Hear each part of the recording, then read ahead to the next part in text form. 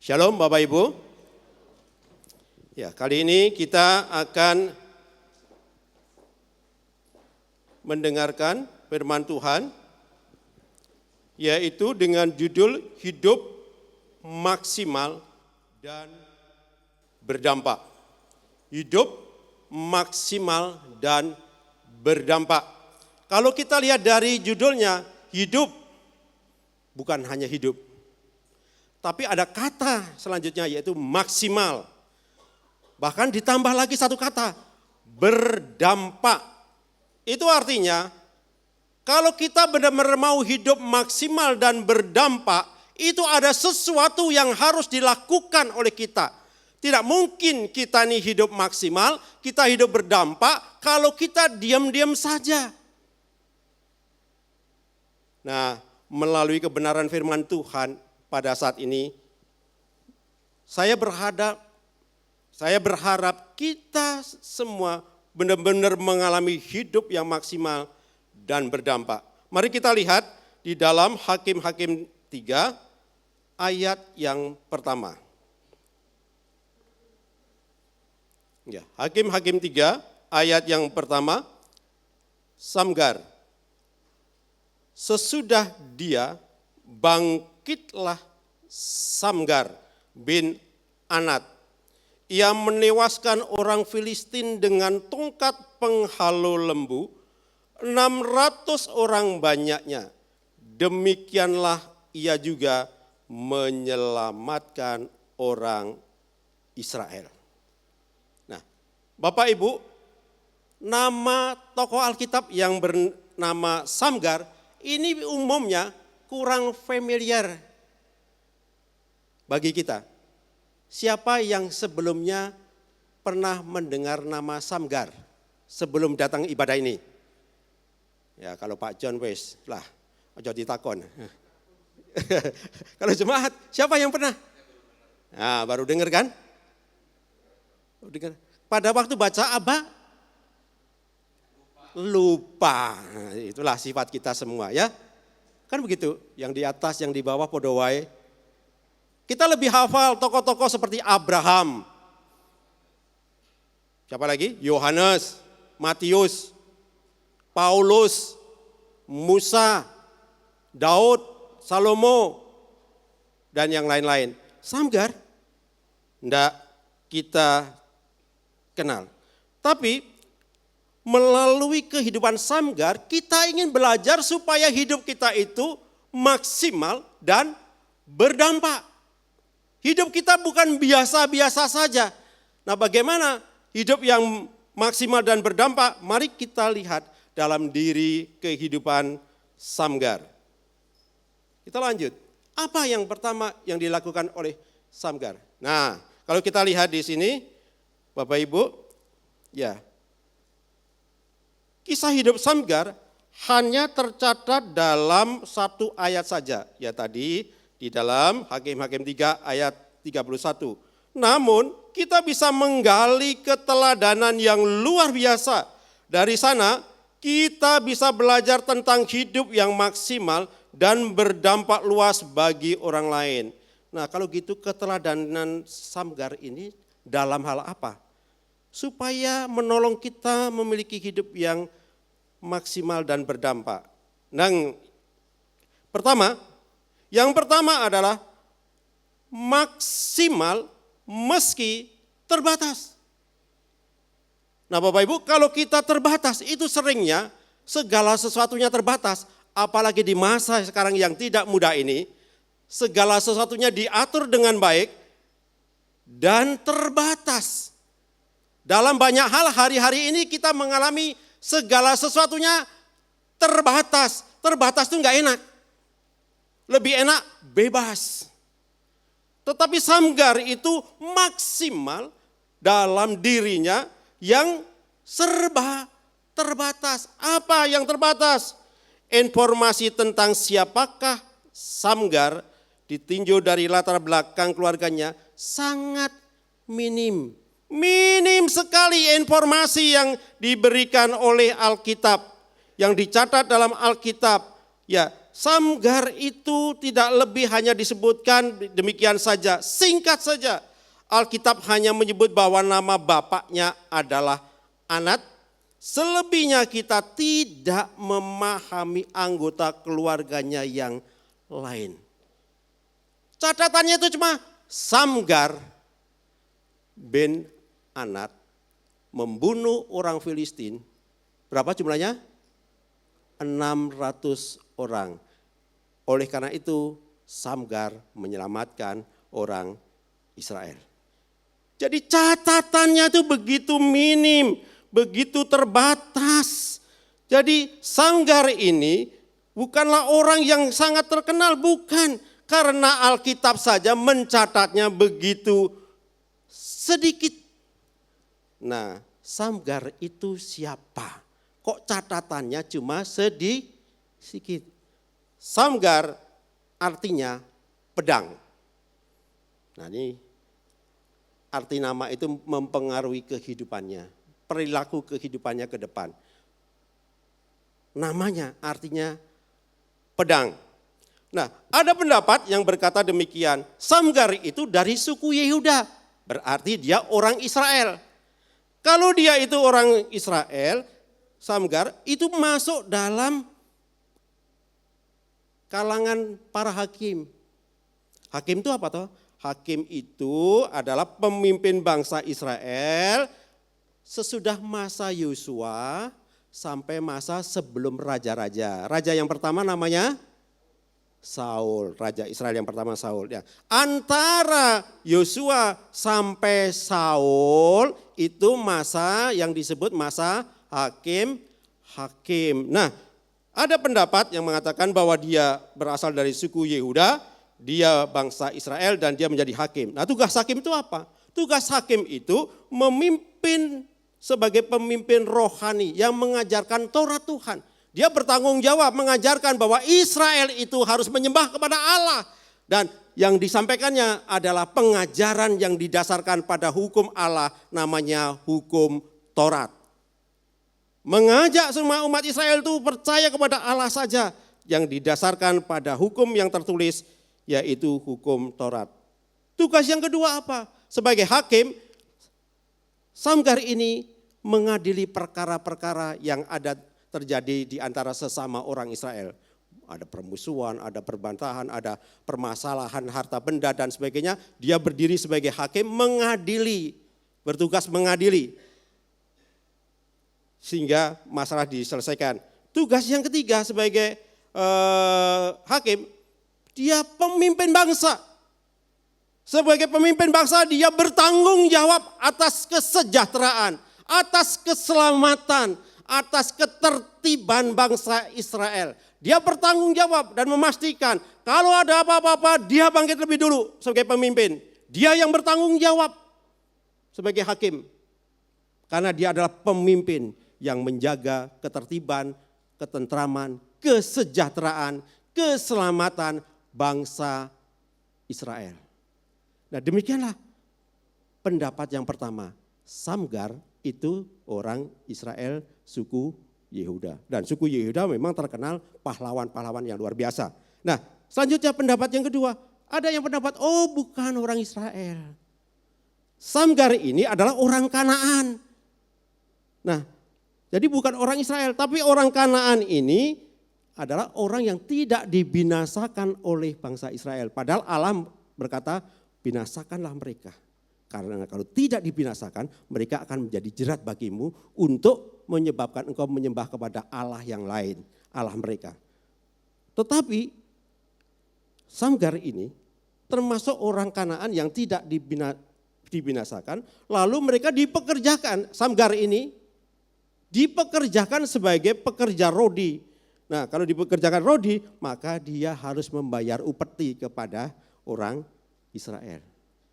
Nah siapapun Samgar dalam hal ini, tapi yang jelas kalau tiba-tiba kita membaca sekarang ini, Alkitab menerangkan Samgar, dia membunuh 600 orang Filistin.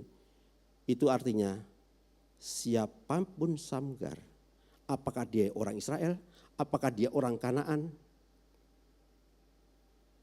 yang menjadi pekerja roti, yang harus membayar upeti kepada Israel.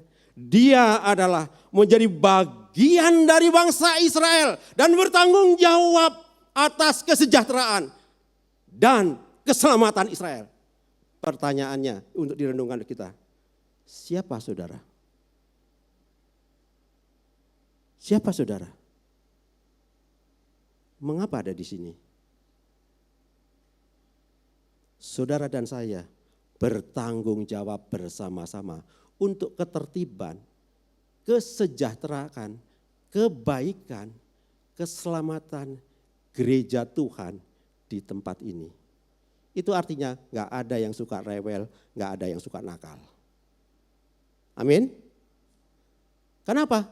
Saya bertanggung jawab, siapapun saya, tua atau muda, laki-laki atau perempuan, saya bekerja sebagai karyawan atau sebagai pimpinan, saya sebagai usahawan, saya sebagai guru, saya sebagai jemaat, saya sebagai pendeta, sama-sama harus memiliki keyakinan bahwa saya dipanggil Tuhan menjadi bagian dari persekutuan kita di gereja ini, di gereja GBI Raja Wali Cirebon. Tidak ada orang yang boleh mengabaikan itu. Karena Tuhan sendiri yang menggiring kita, yang menghantarkan kita sampai di tempat ini. Bukan karena kehendak kita. Kenapa pagi ini kita kumpul di tempat ini? Bukan karena sengaja. Bukan karena ya wis lah nang Raja Wali wae lah. Bukan. Tuhan yang memimpin, Tuhan yang mengarahkan kita saat ini beribadah di sini. Amin. Jadi kita ini harus sadar akan bagian kita, tanggung jawab kita bahwa kita ini adalah satu bagian, satu komunitas bersama-sama di tempat ini. Tidak ada yang lebih rendah dan tidak ada yang tidak terpakai. Semuanya sama dan semuanya berpotensi maksimal dan berdampak bagi Tuhan. Amin. Itu Samgar. Luar biasa. Jadi dia itu sangat luar biasa. Oke. Sekarang kita lihat yang pertama, yaitu tadi maksimal meski terbatas. Ya. Maksimal, dia itu luar biasa. Nah lalu kita lihat, kita kembali pada klik PowerPoint. Alkitab hanya mencatat sekali bahwa nama bapaknya adalah anak. Selebihnya kita tidak memahami anggota keluarga yang lain. Nah sekarang kekurangan dan keterbatasan kita dalam soal latar belakang keluarga tidak pernah menghalangi Tuhan untuk menjadikan hidup kita maksimal. Siapapun kita dengan latar belakang kita, kalau dibanding Abraham, coba catatan Abraham itu, bapaknya jelas, saudaranya jelas. Bapaknya Abraham siapa? Baca Alkitab lagi. Kalau baca abad itu ditandai, jangan lewat karena 3 pasal harus lapor pagi-pagi. Bukan, ditandai. Saudaranya Abraham siapa? Ditandai, baca lagi Alkitab. Kita tuh bukan sekedar mengesankan sudah baca Alkitab. 3 pasal, 2 pasal sehari, bukan. Lapor, bukan. Tapi supaya kita baca Alkitab, mengerti kebenaran firman Tuhan. Supaya apa? Dengan membaca Alkitab kita ditolong maksimal memahami kebenaran firman Tuhan. Tidak gampang lupa, walaupun kita cenderung memang mudah lupa. Justru karena kita mudah lupa, makanya kita harus berulang-ulang membaca Alkitab supaya ingat, lupanya kita itu diisi lagi dengan Alkitab. Ingat lagi, siapa ya? Keluarganya Abraham, Bapak Esopo, saudaranya siapa? Nah, ingat. Nah, dia terbatas. Jadi Bapak Ibu tidak usah merasa, saya ini orang kecil, keluarga miskin, tidak punya apa-apa. Sumbangan saya terhadap gereja ini terlalu kecil. Gereja ini megah luar biasa, tapi saya belum memberi apa-apa. Nanti dulu. Doa saudara, baik melalui doa pagi, doa pribadi, doa bersama-sama dalam ibadah, itu adalah bagian yang menghasilkan kita bisa maksimal selesai pada renovasi gereja ini. Amin. Sampai kita bisa pakai saat ini. Jadi tidak ada yang berkata, saya ya biasa aja di gereja nggak punya apa-apa. Enggak. Kita akan lihat siapa selanjutnya Samgar ini.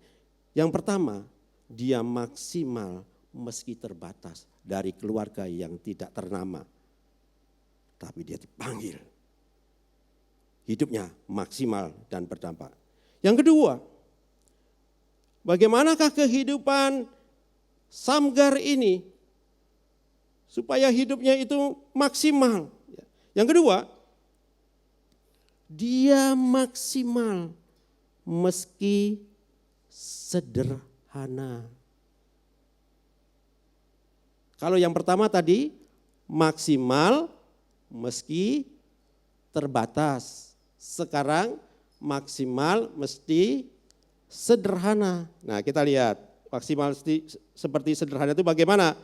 Jika melihat senjata yang digunakannya, kemungkinan profesi Samgar adalah penggembala lembu, gembala sapi.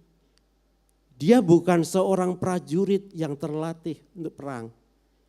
Kehidupan kesehariannya itu sebetulnya sebagai petani. Boleh juga disebut sebagai penggembala lembu. Karena lembu itu digunakan untuk meluku, menggaru, membajak. Jadi kemungkinannya dia selain juga peternak, dia adalah seorang petani. Apa hebatnya di zaman sekarang petani dengan pengusaha? Jauh lebih terkenal pengusaha kan? Apalagi petani Indonesia itu semakin menurun gitu ya. Tetapi kesederhanaan pekerjaannya tidak menghalangi Samgar untuk hidup maksimal di dalam Tuhan. Bahkan berdampak bagi bangsa Israel dan bagi kita. Coba kita baca aja, lihat ya. Sebuah profesi yang sederhana yang mungkin akan diragukan banyak orang jika berbicara soal hidup yang maksimal. Ya orang, lah kamu pekerjaanmu apa sih? Jadi OB. OB itu sering kurang mendapat penghargaan. Tapi tanpa OB ini tempat ini gak akan bersih. Kamar mandi ini gak akan bersih.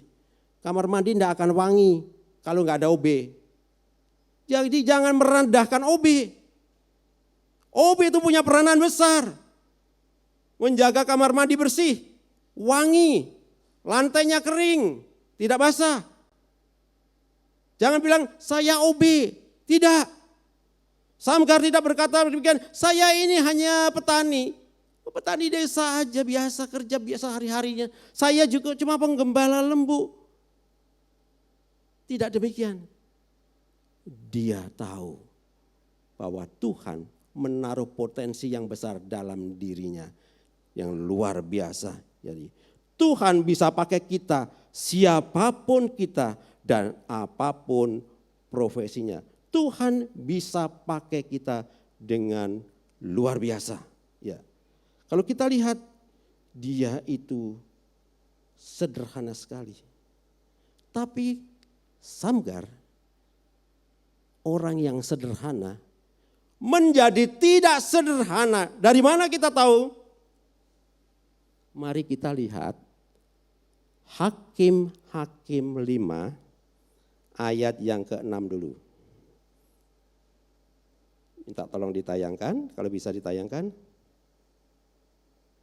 Hakim-Hakim 5 ayat yang ke-6. Oke. Dalam zaman Samgar bin Anat, dalam zaman Yael, kafilah tidak ada lagi. Dan orang-orang yang dalam perjalanan terpaksa menempuh jalan yang berbelit-belit. Itu Samgar. Jadi selain di Hakim-Hakim pasal 3 ayat 31, tertulis juga Hakim-Hakim 5 ayat yang ke-6. Samgar. Jadi catatannya itu sangat sedikit. Sangat sedikit sekali, hanya ada 2 ayat ini. Tetapi Bapak Ibu, coba baca. Saya ajak buka Alkitab. Jangan cuma dengar. Buka Alkitab, di HP buka. Yang bawa Alkitab, buka Alkitab. Kan kita dengar firman Tuhan dari Alkitab. Coba ayat 2 bagaimana ayat 2? Oke lah, kita mulai dari ayat 1. Nyanyian Deborah. Pada hari itu bernyanyilah Deborah dan Barak bin Abinoam. Demikian. Karena pahlawan-pahlawan di Israel siap berperang. Karena bangsa itu menawarkan dirinya dengan sukarela. Pujilah Tuhan. Sekarang baca ayat 9. Hatiku tertuju kepada para panglima Israel, kepada mereka yang menawarkan dirinya dengan sukarela di antara bangsa itu. Pujilah Tuhan. Dalam puji-pujian Deborah, Samgar itu disebutkan namanya. Itu artinya Samgar menjadi tokoh penting bagi Deborah. Bahkan Deborah dalam ayat 2 dan ayat 9 tadi 2 kali disebutkan bahwa karena pahlawan-pahlawan di Israel siap berperang karena bangsa itu menawarkan dirinya dengan sukarela. Pujilah Tuhan. Ada catatan di sini yaitu Deborah mencatat pahlawan-pahlawan yang siap berperang. Itu diulang 2 kali dan dikatakan juga 2 kali mereka adalah bukan hanya siap berperang tapi juga menawarkan dirinya dengan sukarela. Pujilah Tuhan. Samgar siapapun dia Bapak Ibu. Ya, siapapun dia. Samgar telah membuktikan bahwa ia adalah pahlawan. Dia pemimpin yang siap maju di depan, di garis depan.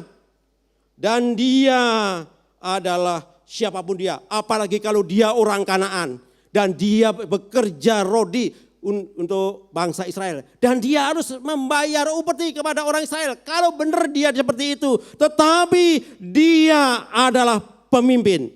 Dia adalah orang yang mengambil bagian di dalam pekerjaan Tuhan pada masanya. Karena itu Samgar tahu ketika dia mendengar deru-derap pasukan Filistin, paling tidak 600 orang dia jalan, mungkin naik kuda, bisa saja. Mengapa Filistin? Nah kalau mengapa Filistin coba lihat Bapak, kok Filistin? Coba naik ya, pasal 3 ayat yang nah ini penting. Yang ketiga. Kok orang Filistin?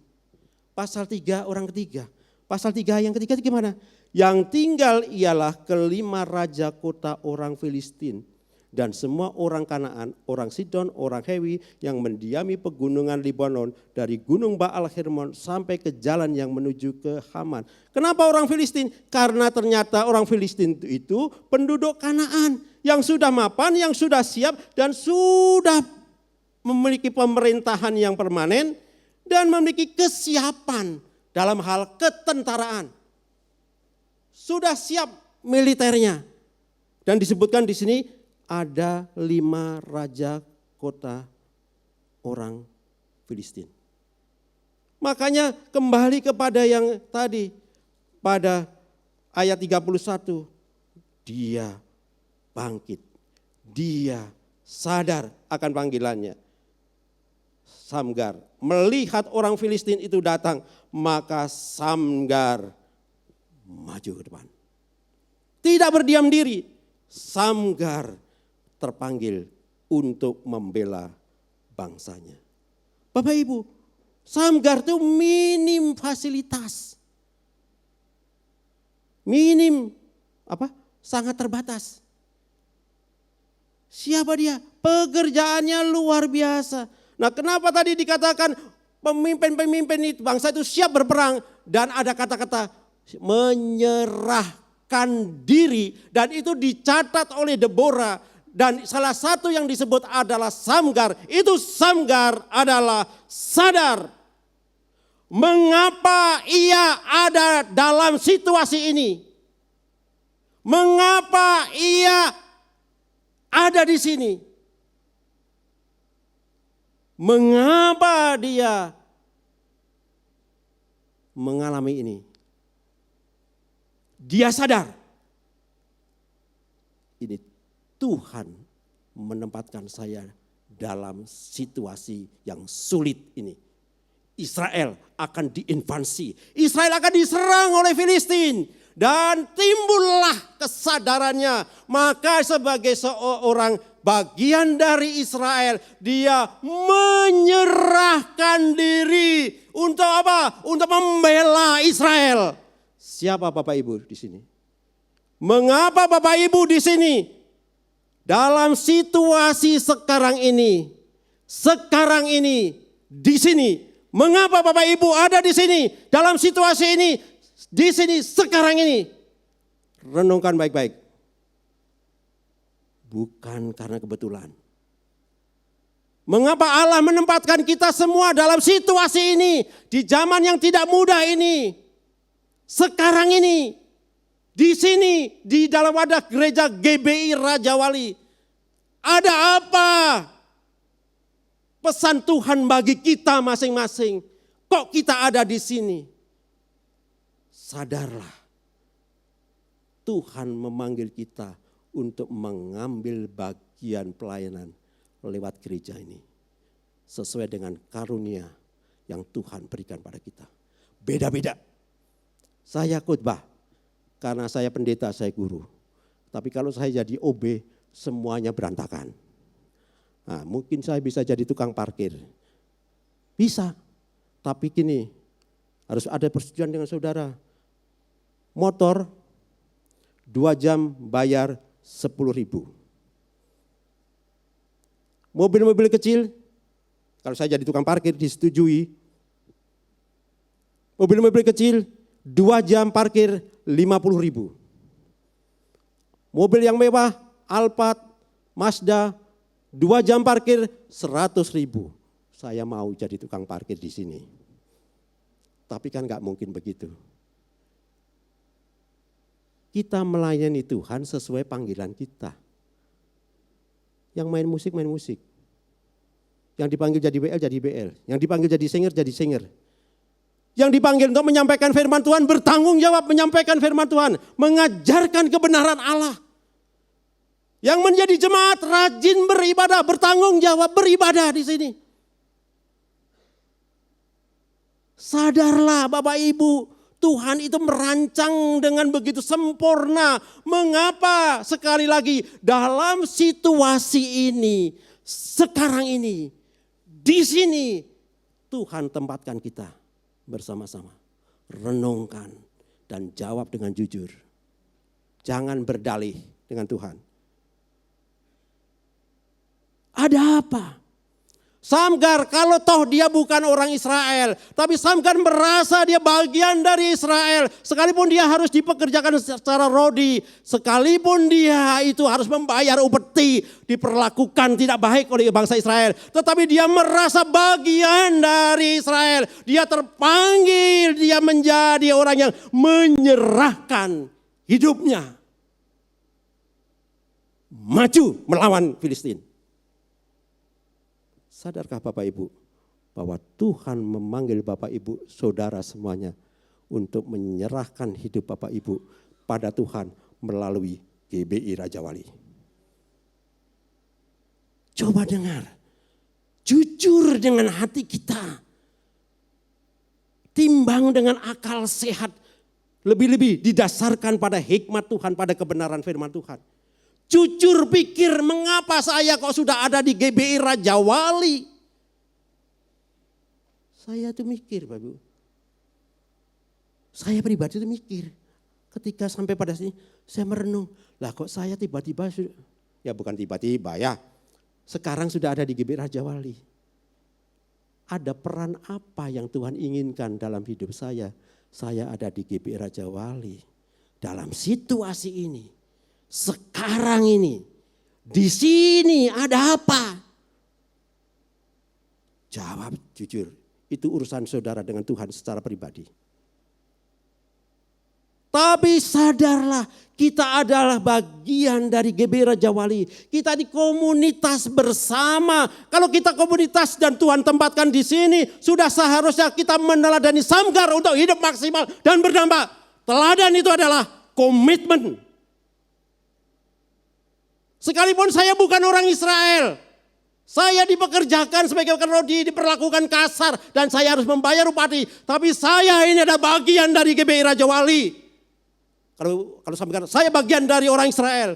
Ketika ada invasi Filistin, saya terpanggil untuk membela orang Israel. Saya menyerahkan hidupnya bagi Tuhan melalui pembelaan pada bangsa Israel. Bapak Ibu, komitmen di GBI Raja Wali sebagai satu bentuk pertanggungjawaban, komitmen Bapak Ibu kepada Tuhan. Jangan main-main dengan hal ini. Saya kan ingat ya, saya sebagai hamba Tuhan bilang, jangan main-main dengan panggilan ini. Renungkan baik-baik. Ini muncul pesan tadi malam, baru saya renung lagi, itu muncul tadi malam. Iya ya, Heru, kenapa kamu ada di GBI Raja Wali? Dalam situasi ini, sekarang ini, di sini. Mikir. Sampai jam 11:30 belum tidur, kelap-kelip merenungkan. Jawab Bapak Ibu. Itu artinya di GBI Raja Wali, jemaat tidak ada yang nganggur. Kalau mau hidup maksimal dan berdampak, enggak ada yang nganggur. Tidak ada merasa, saya ini enggak punya peran apa-apa, enggak bisa. Satu orang memiliki satu potensi, satu karunia Tuhan. Satu karunia Tuhan itu harus dimaksimalkan bagi Tuhan. Diberikan bagi Tuhan. Sebelum saya berkhotbah, Tuhan bicara saya tadi malam sampai jam 11:30 belum tidur. Ada apa? Karena Tuhan menginginkan setiap kita berdampak dengan luar biasa. Amin. Amin. Itu yang kedua. Yang ketiga. Nah, ini yang ketiga. Yang ketiga adalah maksimal. Oke, kita ulang dulu deh ya. Jangan-jangan lupa lagi. Nah, yang pertama, maksimal meski terbatas, dari keluarga yang tidak ternama. Oke, dua, maksimal meski hidup sederhana. Saya bukan siapa-siapa, bukan dari keluarga terhormat, enggak apa-apa. Tiga, maksimal meski minim fasilitas. Kok bisa maksimal? Ya kita lihat Samgar. Nah Samgar itu ya tongkat, dia hanya punya senjata. Senjata itu ada tongkat penghalau lembu, telah dipakai Samgar menewaskan 600 orang Filistin dan membebaskan bangsa Israel. Alatnya itu hanya tongkat penghalau lembu. Tongkat penghalau lembu itu panjangnya kurang lebih 2,5 meter. Tongkat ini biasanya dipakai untuk meluku, apa tadi?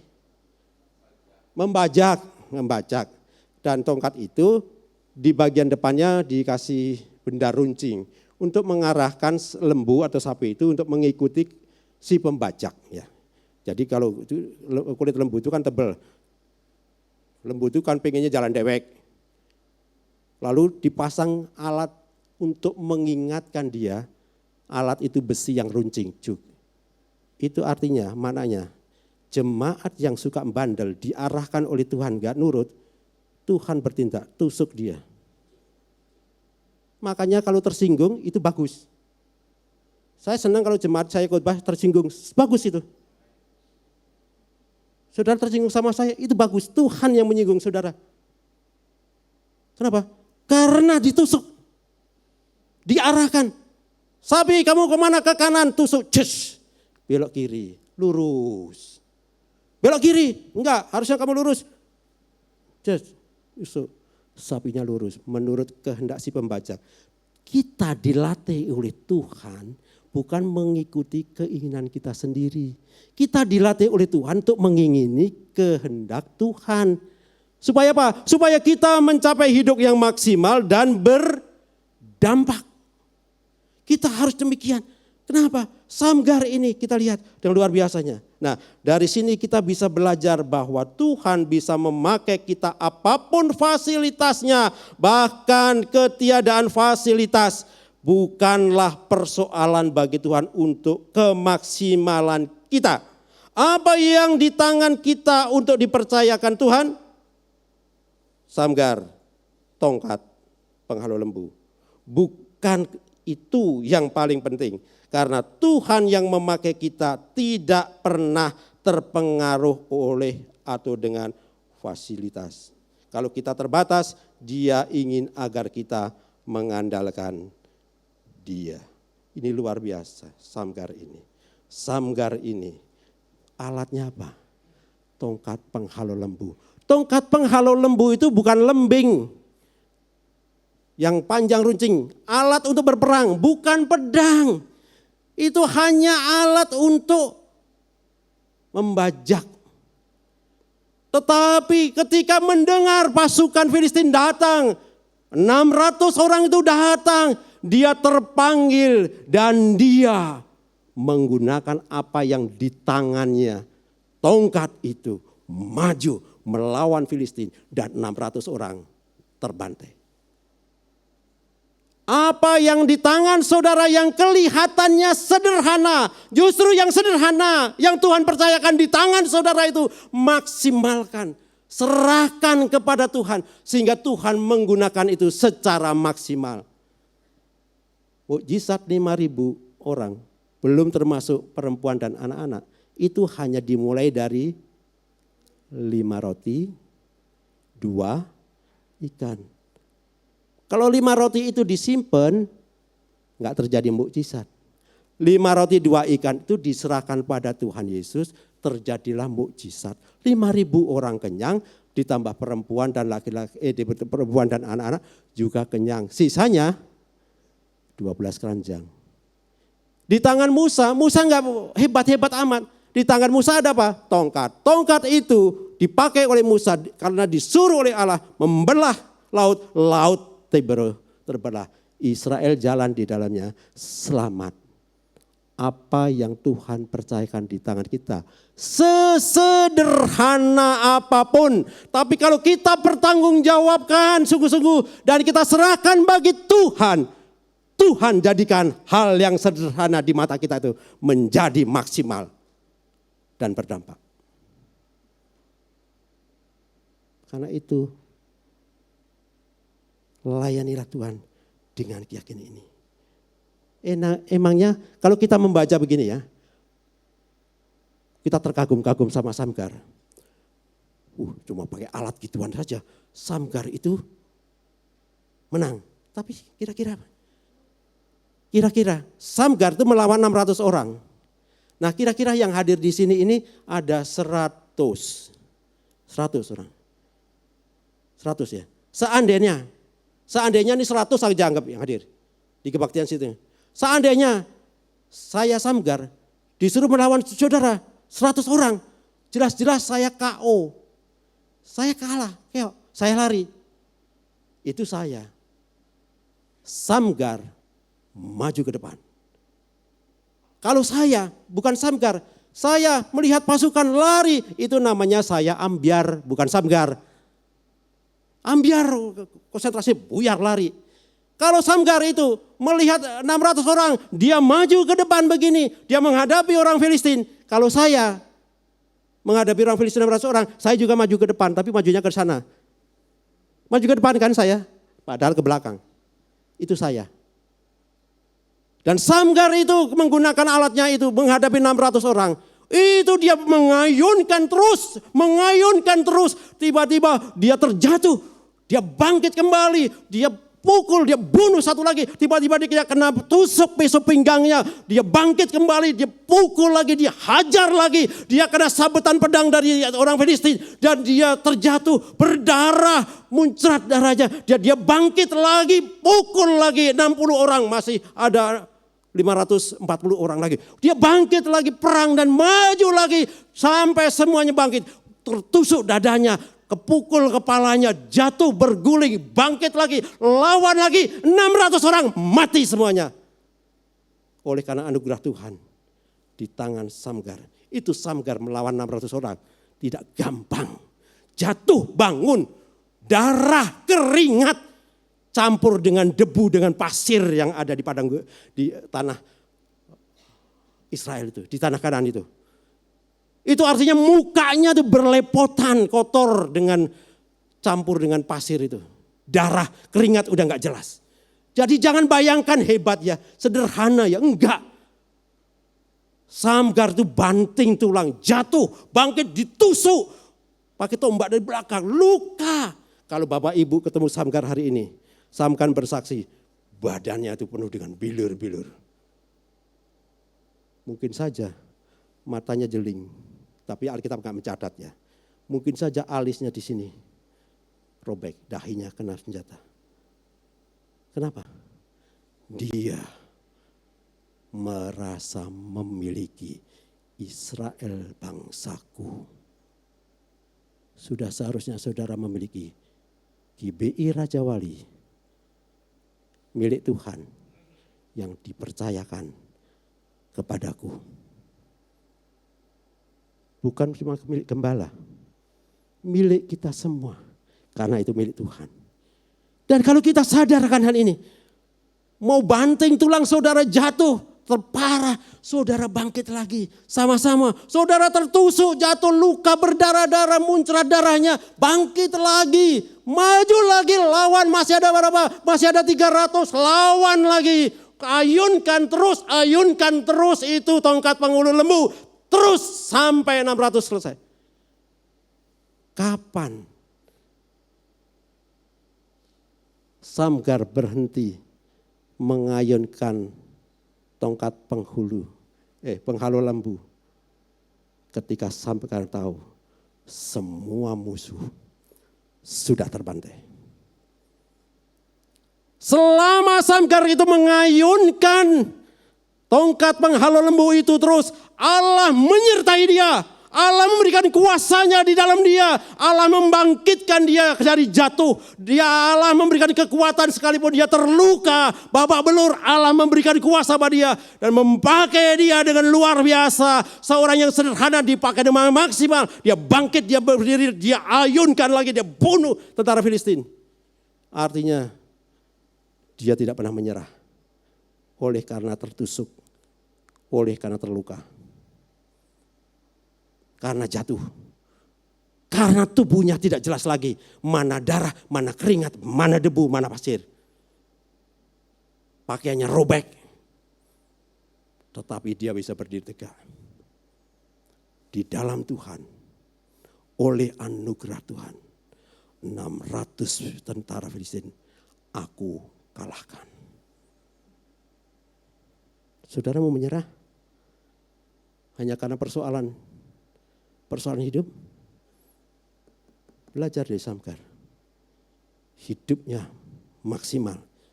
Hidupnya berdampak. Buktinya apa? Walau ada 2 catatan saja. Di Hakim-Hakim 3, 31. Hakim 5, ayat 6. Tetapi namanya tercatat dalam Alkitab.